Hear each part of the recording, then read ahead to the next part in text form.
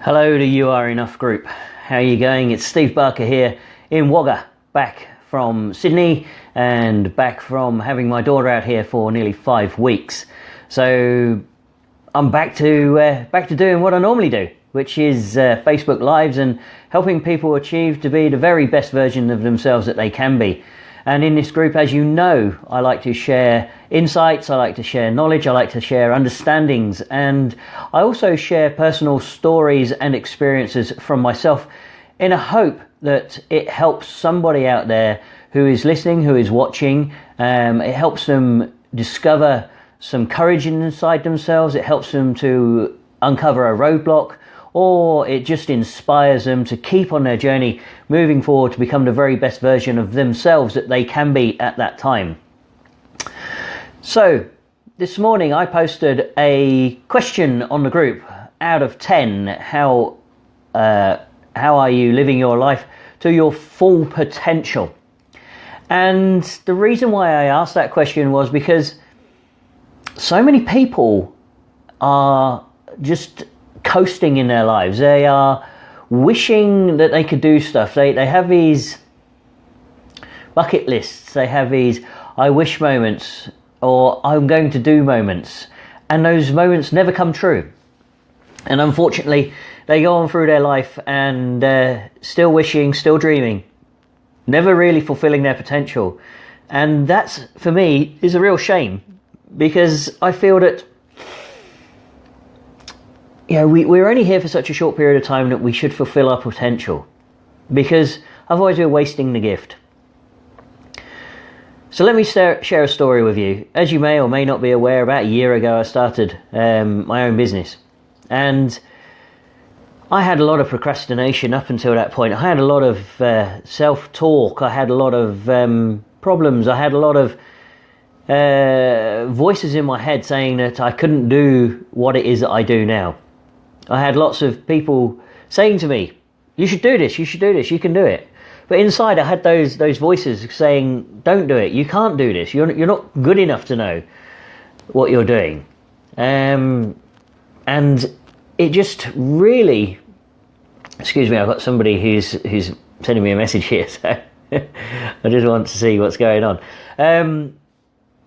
So I had this self-doubt, I had these fears, and I didn't really know where they were, I didn't understand them. And I would say, if I was to score myself a year ago on am I living at my full potential, I would have probably been at about a 3 or a 4. Today I put myself at about a 7. And why only a 7? Well, because there's still so much more to do, there's still so many more things that I need to achieve, that I want to achieve, that I'm going to achieve. And those things take time. And that's all right. It's all right to accept that it's going to take time. I have a plan. I have a 5-year plan. And once that 5-year plan is done, then I'm going to set another 5-year plan. And I'm just going to keep going. I set goals each and every week to help me achieve my 5-year plan. And I slowly move along, chunk by chunk, achieving what it is that I need to achieve, facing the fears that I need to face, dealing with the demons that I need to deal with. And we all have them. I've spoken about the 3 core fears, or the 3 universal fears, over and over again in this group. And we all have them. We also have other fears. We procrastinate about things. We put things off. We say that we're not going to do things. And we have to build enough pain around those things before we can start to move away, before we get motivated to change our lives. But do we really have to reach that point? Do we have to reach the point where there is too much pain to stay? Can we not just get a grip of ourselves and say, let's do this. Let's start moving forward. Let's start doing it today. And if we're able to do this, then it means that we can start living the dream. We can start being the person that we want to be. We can start doing the things that we want to do. So what's this all about? It's all about trying to find out your why. Trying to find out what's stopping you as well. Because if you've got a strong enough why, then you're going to achieve your dreams. And that strong enough why is going to push you through. But it's your fears. It's your internal chatter inside your head. It's your worries, your concerns, your perceptions that's going to hold you back. And how do we get past these? through love and gratitude. Excuse me, I've got a bit of a cold at the moment. I don't know if it's hay fever or cold, but I can hardly breathe through my nose. It's horrible. So, love and gratitude. The first thing is to learn to love yourself. And that took me a while to do. I lost myself over a period of 10 years. I became bitter, I became twisted, I became not a very nice person. I didn't even like who I was when I was having a shave in the morning. Probably the reason why I started to grow a beard.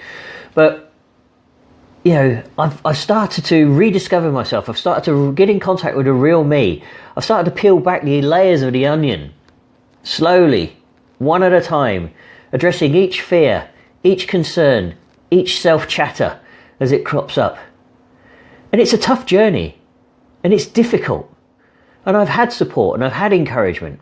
And that's the idea of this group, is to support you and to give you encouragement as you go along, celebrate your victories with you. But you know, it's a difficult journey, and you're going to have to go on it if you want to succeed.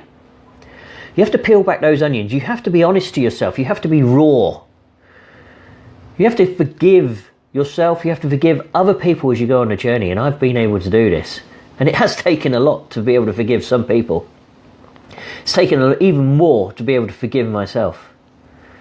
But over that period of time, I've actually become grateful for the experiences that I've undergone.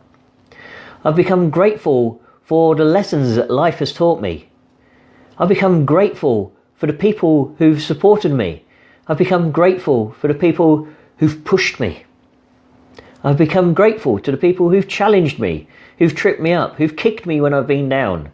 Because all of those things have made me the person that I am today. All of those things have helped me build myself into the person that's taking me forward, that's going to drive me towards my goals, that's going to make my 5-year plan achievable, which is going to make the next 5-year plan achievable, which is going to make the next 5-year plan achievable.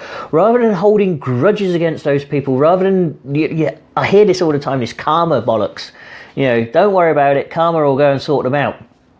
Why? Why do you want to have a vendetta against someone? Look, if they've hurt you, they've wronged you,